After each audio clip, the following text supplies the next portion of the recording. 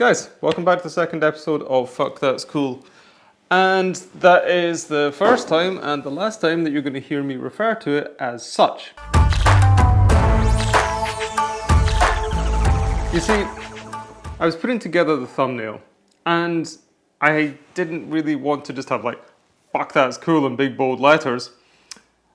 So I replaced the U and the C with a hashtag and an @ symbol or something like this. And it just looks absolutely juvenile.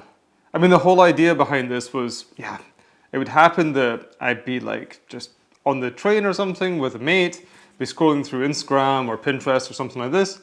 I'd find something that was cool, I'd turn to them and just go like, fuck, that is cool. It doesn't really translate graphically. It just looks very, it looks infantile, as I said. So yeah, this is going to be referred to as just FTC. So, welcome back to the first episode of FTC.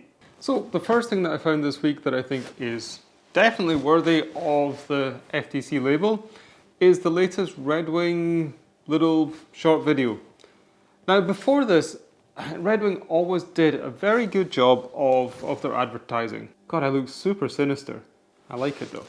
Anyway, Red Wing, you know I'm a big fan of Red Wing, and they always did a very, very good job with their advertising. And their advertising, it reflected their boots. It was solid, it was sturdy, but it didn't give us any surprises. That's not the case with the latest video though.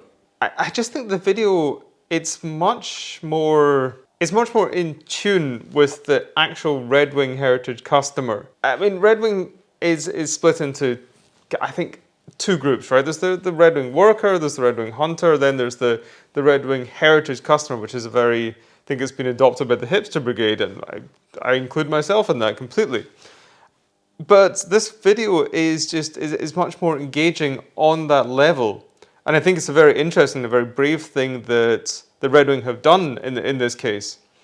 Also, it's a very interesting that they've recognized this and they've actually engaged with that. That's cool. It definitely is cool unto itself. But what I find is really very interesting and very cool is the little 1-minute snippets that they've put together to accompany this that takes a deeper dive into the individuals that are actually portrayed in the video. First up, you've got Mr. and Mrs. Cheng of the Want Show Laundry. Now, this is an elderly Taiwanese couple that quite recently blew up on Instagram because they started putting together outfits from the pieces that people just left behind at their laundry shop. It's quite amazing what people just leave behind. And you just wonder why they left it behind. Hopefully it's nothing too sad or sinister. But anyway, it's a super, super fun feed. There's a link down below to it. And seeing that in the context of Red Wing shoes also just works very, very nicely. And then you've got a beekeeper, Beoni Samp. But he's not just making honey. He's making music from the bees. He is putting together very elaborate ways of recording the hive without disturbing the bees. He's sampling that, and then he is making very interesting trance-like music tracks with it.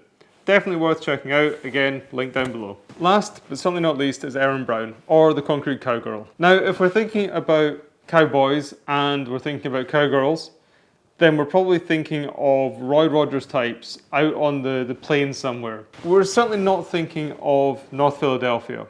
Erin founded the Philadelphia Urban Riding Academy, and that is an extension of the Fletcher Street stables. And her mission has always been to educate through equestrian activities, to educate on the history and the culture of the black urban cowboys. All four of these individuals, they've got amazing style, they've got amazing stories, and I really appreciate that Red Wing has taken the time, has taken the energy, and has taken that leap to really illustrate their stories, to illustrate their style, and to bring them to light. Now, with slightly less sinister lighting this time round, the second thing I found that is cool this week is the Spring Summer Lookbook from 3sixteen. I'm not going to get like really too deep down into it, because well, that's not the point of these FTC episodes, and also next week, I hope I'm going to be having a chat with Andrew and Johan, the founders of 3sixteen, so we can really take a deep dive into it. But definitely, like, there's a link down below where you can actually check it out. And I think the thing that I find most cool about this, I mean, I always found the 3sixteen stuff. I always found it great. I always found it cool. But this surprised me. Like, everything about it surprised me. And that is definitely worth an entry into the FTC annals. Now, number 3 on the list is a denim piece, specifically a denim jacket from a brand called, I think this is how it's pronounced. I didn't end up reaching out to them. But anyway, I think it's called Phi Denim. And this is a take on the Type 1 and the Type 2 jackets, which I'm always a fan of brands like trying something else, but it is difficult to do with the denim jacket. There's these archetype styles, and stepping too far outside of that can get a little bit tricky. It's the same with the jeans actually as well, but Phi Denim, I've been following along with them for a while now, and they put their own personal spin on it by using different fabrics and sort of special kind of taping techniques for the back pockets. And this is exactly what they're doing on the jackets. It looks great. I love to see that mix of fabrics. It really speaks to the brand, and you can definitely, like, you take one glance at this and you see that it's a Phi Denim piece. So the project is going to be live in a few days. We have to stay tuned. Who knows, by the time I actually get this out there, it might actually be live. Anyway, as always, links below so you can find out more information. Something else that happened this week that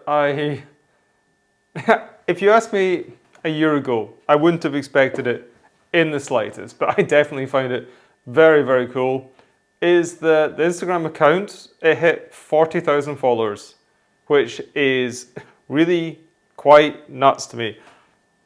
I know, I mean, that's small beans in the grand scheme of things, but 40,000 people are liking what we're doing and they have taken the time to hit follow. I think that's great, and all I can say to all of you guys out there that have taken the time to hit that follow button, thank you so much. It means a great deal. Right, hopefully those 4 things are enough to keep you entertained for the next few days. As I said, I'm going to try and do this weekly, but we're going to see how this goes. And guys, yeah, I hope everyone is happy and healthy out there. Hope you're taking care of yourselves, hope you're taking care of each other, and I'm going to see you in the next FTC.